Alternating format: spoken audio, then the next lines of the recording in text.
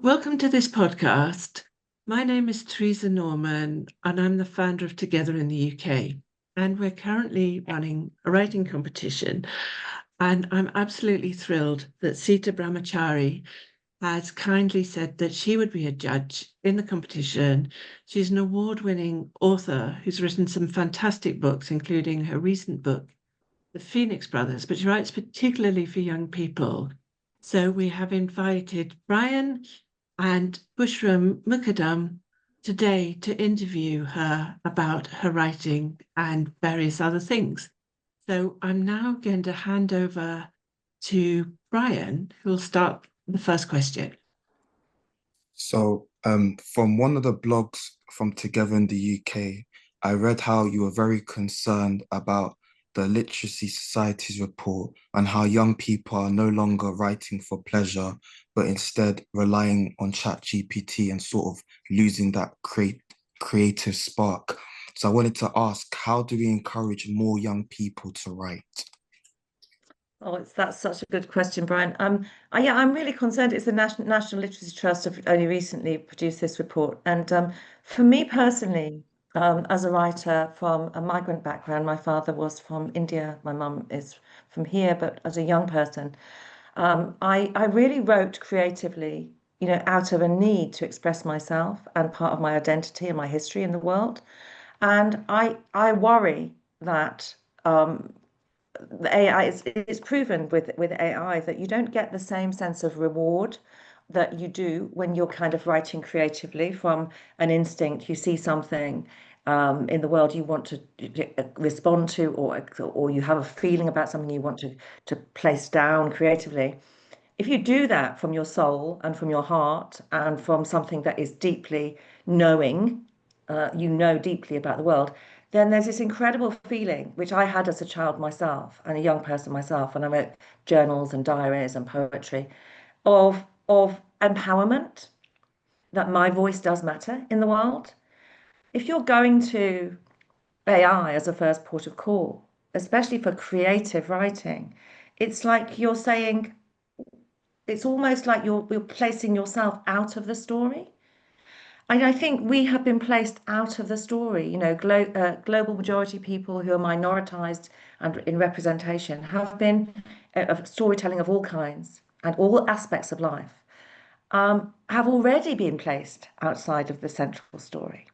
So I really worry in particular that if we start doing that to ourselves, all of our voices get dissipated and become this sort of soup in which none of us can actually express something really deeply that needs to be said. So yeah, I'm very emotional about it. I feel quite emotional about it.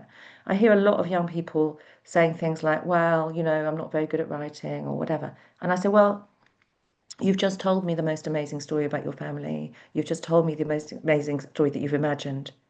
Just place that down and it matters. Your story matters. I find that quite interesting because, like, with AI, I think that, there's not really any imagination to it. And then things sound so generic. Like you said, it just sounds soupy, like all the same. So I feel like it's really important that young people, instead of, going to AI as a way to creatively write, I think it's important that they try use their imagination because it sounds different. And I think more people understand what they're saying from their own writing rather than from AI. That is so. So I literally have just been hearing your voice, your voice, Bryan. Yeah, your voice as a speaker, like in Amir and Mo in the story, they're speakers and they're writers. I've just been hearing your voice, the rhythms of your voice, the clarity of how you're expressing yourself. Writing is basically placing that on the page. Yeah. So you're not Yeah, going to go to someone else to say, "How do I be Bryan?" yeah. Brilliant. Thank you. So, Bushra, we're moving over to your question, which I think we've sort of started thinking about. But yeah, I know from your blogs that the act of writing can sometimes feel daunting for people, who are just starting to write. I mean, I consider myself one of those people. I tend to write when I'm on the train, I'm on the bus, like when I feel like I have some time to spare. As someone who enjoys creative writing, I wanted to ask, what is the process for getting started? Is it as simple as reading more books, or is there another way to develop a voice as a writer? Oh, Bushra, yeah, that's really interesting. I mean, you said something about like being writing on the bus and stuff like that. I think that's also like catching those moments to write Mm-hmm. whenever you have a little bit of time, whether it's on the way to school or college or whatever, and just going, oh, I just had that thought, and capturing that thought like in a little notebook or even just like, a little patchwork piece of paper or whatever. I like my journals and notebooks a lot. I doodle a lot Mm-hmm. I doodle a lot. Like sometimes on the bus or whatever, I'll have a doodle of an idea. I look out the window and I'll see maybe a tree that was once there has disappeared and what that tree meant to me, and I'll write a poem or something, and Mm-hmm. then later that might end up in a novel, Mm-hmm. or I might work on that poem. So I think like writing just like almost like a habit as a Mm-hmm. place to go, and also not like thinking, oh, I must write in a particular way, I must write in prose or poetry or whatever. I mean, I write songs. Mm-hmm. I write poetry, I write journals. I mean, the things that you might read that I published might be novels or short stories or poetry, whatever. But actually, I write all of the time because I love it. Mm-hmm. Yeah. And I think and also because sometimes I just think, oh, that thought, I just want to hold on to that thought because there's something in that thought that I've really been trying to work out. So sometimes we write also just to kind of work out what we think. Mm-hmm. So I would say, get a notebook, write these little thoughts down. Don't think, oh, I haven't written much today. I very rarely go to my computer and go, today I'm going to write this many Mm-hmm. words. I think that's kind of death to writing, to creative writing. What Mm-hmm. I do sometimes is I kind of like capture something, even if I haven't got time, and then go back to my computer and then try and work out what I want to, or what I want to say about that poem and what it means to me. And sometimes when you're kind of thinking, oh, that's really important to me, you don't even know why it's important to you Yeah. until you've kind of given yourself a bit of time. So I think, capture these patchwork pieces, write all the time, write out of habit. Mm-hmm. And don't make it a big deal. Don't make it a big, heavy thing. Yeah. Because I think often with, maybe through the school system, people have got to say, well, that person's a really good writer and Mm-hmm. their vocabulary is amazing. And, the system, sometimes when you're a writer and you go into schools, the very young people who don't think that they're great writers Mm-hmm. are going to be the writers. Mm-hmm. Because that sort of creative writing comes from a different place. Yeah. And myself, my spelling wasn't great when I was at school. Mm-hmm. Now I've been helped actually by technology to be a better speller because it's sort of a habit. But, I wasn't like top in English or anything like that at school. But I was kind of secretly writing and I Mm-hmm. had an instinct to write. And so I think that if you have that feeling that you want to express yourself through doodling, through art, and it's Mm-hmm. all kind of connected, Mm-hmm. just do it. Just do it. Don't wait for anyone to give you permission. Just do it. Yeah, that's really good advice. Thank you so much. Because I know I sometimes like don't write because I'm like, oh, this doesn't sound good because I'm not using like, a high level, like a sophisticated set of vocabulary or like, language techniques in my writing. And it feels like it's bland, but it needs to be bland to begin with, I suppose, to get to that point of, like, getting better. And it's definitely a process. So thank you. Oh, but and Bushra, you mentioned reading as Yeah. well, and how does reading help? And I think that sometimes when you've gone, like Brian said, you've gone to your own voice and you've expressed something that you want to say, and then you sometimes go and research or read around something, and it's not and somebody else's idea then might inspire you to Mm-hmm. kind of work a bit more on Mm-hmm. your idea. And Yeah. I think that that's the way it should be. You first lay something down that's true to you, and then you kind of go on an adventure. I call it a treasure hunt of the imagination. And Mm-hmm. then you'll find amazing writers Yeah. that express something in a way that is so beautiful or bright or true to you. Mm-hmm. That about, say, that tree, or about, I think of Yeah. poets that have written amazing poems about trees, or I don't know, I've just seen a beautiful tree this morning, so I've got trees on my mind. But Yeah. and you find a writer that's expressed something so beautifully, and then you think, oh, how did they capture that rhythm, or how did they put those words together that aren't Mm-hmm. expected? And you start to almost like read like a writer. Yeah. And when you read like a writer, it's like you're almost trying to work out like what the ingredients were Yeah. that went into that poem being so special. Yeah. And then you up your own game as a writer as well. Yeah. No, that is true. I've definitely seen that happen for me as well. Sometimes I'll read a book and I'll be like, oh, this is like a very interesting way that the author's talking about like her personal experience, moving to London in her 20s, like, and it's very raw. And I feel like a lot of, I'm like, how do you get to the point where you are that raw, and messy and chaotic? I think that's definitely, it's like it's part of the process. Messy is very good. Mm. I think I mean, often people really enjoy looking at notebooks, the Mhm. process of notebooks. And when I go into colleges or do creative writing at university or whatever in schools, people are often really interested in my notebooks Mhm. and like how it doesn't look neat and tidy, and how Mhm. on one page there's a doodle, and on one page there's a piece of poetry, on one page there's a piece of prose, on Mhm. another piece there's something I've picked out of a newspaper. They're Mhm. quite interesting. And I think that shows you how the impact of what you read impacts on what you think you have a place in a Yeah. world. And so I was amazed when my first novel, Artichoke Hearts, was published, but then also it won the Waterstones Book Award, and it launched me to write all of these stories. And I was looking behind me at the ceremony going, is it really me? Mhm. And this goes back to what Bryan was saying earlier about how we really need to take our, like Amir and Modu in Mhm. Phoenix Brothers, how we really like need to take our own voices seriously. Yeah. And sometimes when what is being given to you in terms of literature isn't reflected back, so families like your own might not be in the stories, or amazing storytellers like my dad was might not be in the stories. Mhm.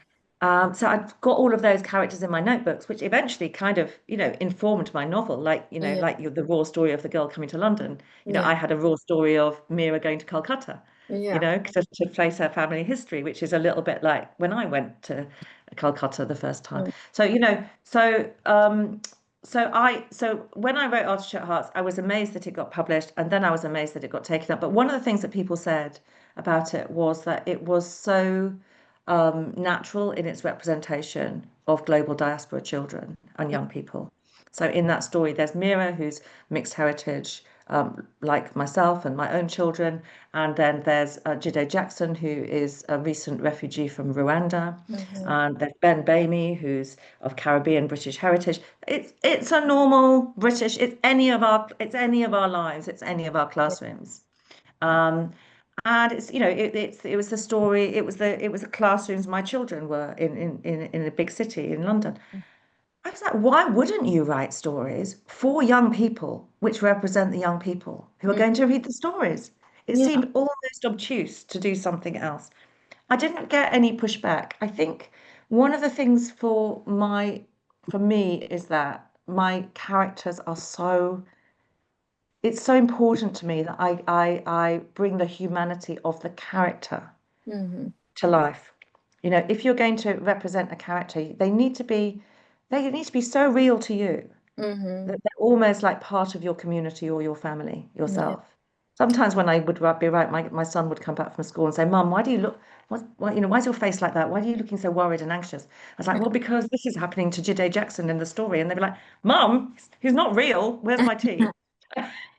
They'd be like, actually, they become real to you. So I have been, not as a kind of mission, but just because this is the world we live in, all of my characters in all of my stories have centered a character from majority background who have been minoritized in Mm. storytelling. Yeah. And they are the central characters, Mm. and they are often the peripheral characters as well, Yeah. and they are empowered in the story Mm. to be the story. Yeah. Really, everyone writing here and producing their writing, they become then the story. Their voices become the story. So while I have represented many different, backgrounds of children in my stories and done huge amount of research with those communities in order to feel if I Yeah. can find a way to bring an Aisha from Somalia Mm. to life in a story, or a Jide Jackson from Rwanda. See if I feel I can bring the humanity of that person. Mhm. Actually, one of the main reasons and one of the kind of almost subconscious things that I wanted was for when those young people, maybe from those communities, see those characters, that they take up the pen and they say, okay, well, Sita has written that, but in my community from Somalia, I could write about this, and it's my Mm. story. Yeah. So there's a real subconscious thing in all of my stories about encouraging young people to write. It's in all of my stories. Yeah. It's like, here's the pen. Okay, I'm writing now, and I've got this empathy and this vision and this feeling, but now it's for you. Yeah. No, I'm really glad you said that, because I think for me, you know, when you get into beyond YA literature and you get into sort of adults, like, you know, you see like autobiographies of like people like Joan Didion, for instance, and you're like, you know, like these are all like white women who talk about their life in a way that's very, like, it makes them feel very chic, and you're like, can I do that? Would I be able to like pass as chic? You know, like, because I was not born in LA, I was not born in London, I was born in India, in my small town. So that's very cool to know that, you know, I think that's really inspirational, because you're right, when I see, you know, people of color, even in Bridgerton, for instance, when I saw Kate Sharma, I was like, right, like that is so cool. Like, you know, maybe we can have more brown actors on the scene, you know? So that's like exactly right. It does encourage you to like think about like roles and also like other career paths one can pursue, you know? So Absolutely. we belong in all different places, in the Mm. present, in history, Yeah. in the future. I'm writing a future novel at the moment. Huh? Yeah. Imagining a future novel with Mm. not all of us in it. Yeah, How annihilating would that be? exactly. Yeah, I agree. Yeah. We know that at the event where you spoke in Refugee Week, there were about 9,000 people attending. I wanted to ask, what do you think this told us? And do you think that people want to understand the refugee experience?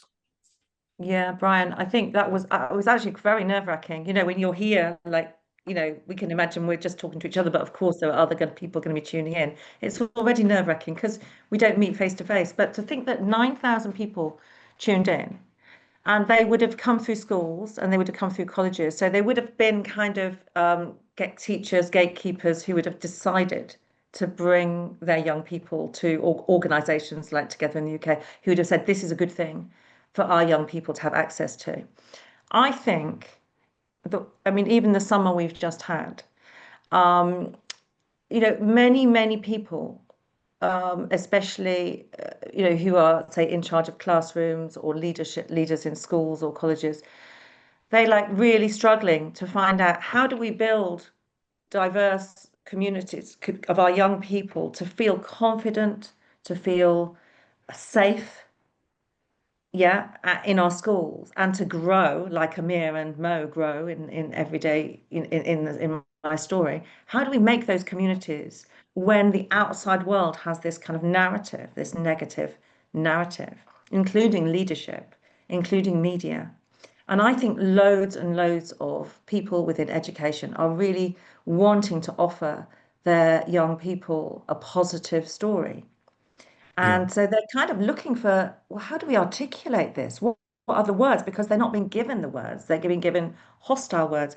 And also they're not being given the real stories. So I have worked in a refugee centre for the last 13 years, a welcome centre. And I see incredible stories of amazing people, the kind of stories that I just don't hear. I mean, amazing ordinary people, amazing parents, all of the gamut of who we are. Doesn't have to be you're a brilliant this or that. But I also do see, like, you know, geneticists from the Congo who are changing the world and who are going to change all of our lives. And then I never see the story of what people can give. And so when I heard that there were so many people coming, and we were this panel of people who work with refugee people themselves, artists, people with knowledge, I thought, right, okay, get over yourself about being nervous. This is an opportunity for us to, almost like a movement, say, you know what? This is who we are, and this is what we can bring. And this is the opportunity for us now in our times to know who we are, to know our legacies, to know our histories, and also to place our voices centrally in this time. So I found it quite moving, actually. And I remember when I came off the Zoom, I really had to take a really kind of deep breath, because there's this we live in these dislocated places, don't we, with social media and even this, you know, I'm having to imagine all the other people that might hopefully being inspired by our conversation together. It's really hard for us to feel connected with each other as human beings in the world as it is now. But I think that's our task. It's all I write about is like with Amir and Mo, how do they touch people's hearts? Even people who like might have an attitude towards them that they've learnt in the press. When you actually see those characters meeting other characters in the story, you see that they change people's minds.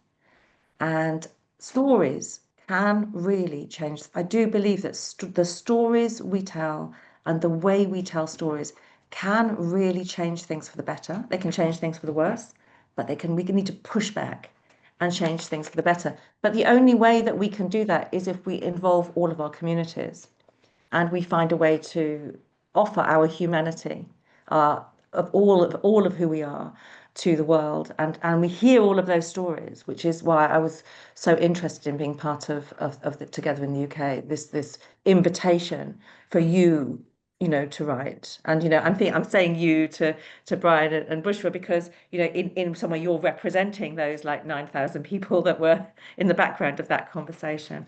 And to go back, Bryan, to what you were asking about, you know, creative writing has never been people's enjoyment in creative writing and reading has never been less. Why? Why do we think that is? And that is, in my opinion, and I never find it when I go into colleges and schools with my books or even speak to young people who are kind of stepping into university and college like yourselves. I never find a lack of interest. I never think they think, oh, there's a woman of a certain age that she knows nothing. What I find is young people are looking for truth, authenticity, and engagement, and for adults to have an understanding of the complexities of their world. Now, I hope that I write stories that are going to sort of send that message to young people. But actually, at a certain point, it's like a wave, and the wave needs to come back. And that wave is you. Yeah, that Yeah. wave is you. And that is the tide that we're on. And that gives me huge positivity that there were 9,000 people there. They are the wave, you are the wave. I think that's so interesting because, like, on the news, right, there's just an echo chamber of like negativity around sort of like, migrants and stuff like that. And I just think that, that's always not necessarily true because, there's actually people, actually suffering. And I think organizations like Together in the UK and you speaking to 9,000 people sort of gives that different perspective and different light. So maybe actually people can understand or try to understand, because I just think that if you're constantly bombarded by one view that the media gives you, that's all you're ever going to think, oh, I think this, I think that. But I don't think that's true. So I think what you're doing is really positive.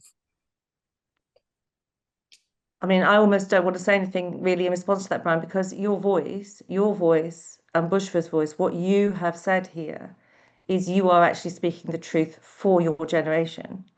Yeah. And obviously you are, the age of my children. And so that gives us, we're all connected in this web. This gives me huge hope that you're saying that's not the truth and that's not our truth. And we're not going to have that, and we're going to tell a different story. That really makes me very hopeful for the future. Yeah.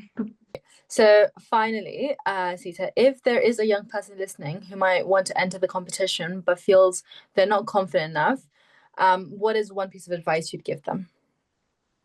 Okay, my advice. So a lot of my characters aren't confident about writing in my stories. Like Mira, she says I'm not confident about writing, and there's a creative writing teacher who's kind of a little bit like me, really. But she says think of it as Mira likes painting and drawing, so she says think of it like painting a portrait in words. So maybe doodle an image first, doodle your way, like write a few notes. Like always got like, I don't know, I'm such a doodler. I've got doodles of things around my pages, images that I think are going to be in my writing. And then I sort of doodle my way into writing. There's not a wrong way or a right way to do it. Don't spend hours sitting at your desk going, oh no, this isn't going to be good enough for Together in the UK. Just try something once, go out, play a game, go for a walk, go do something else, come back to it. It's a little bit like, I don't know if you've ever done sculpting or pottery or whatever, but it's a bit like you make something and you have it, and then it's kind of like it's not quite there yet. You go away, you come back to it, you go, oh yeah, there's a face appearing here. So you just keep working on it, but not in a really stressy way. Don't get stressed about it. It's not an exam. It's about you making your own mark. And so the only thing that it needs to be true to at first is you. And I find that if something is true to me, then it's also it conveys to other people. Yeah. Okay. Thank you so much to everyone for asking such brilliant questions, to Sita for the fantastically interesting answers. And we do really, really want to hear from you. So please do enter. Sita's going to be incredibly excited. I'm really excited to see some of the entries coming in right now. We would just have a go, and you never know where making a start will take you. So thank you, everybody, for making this podcast today.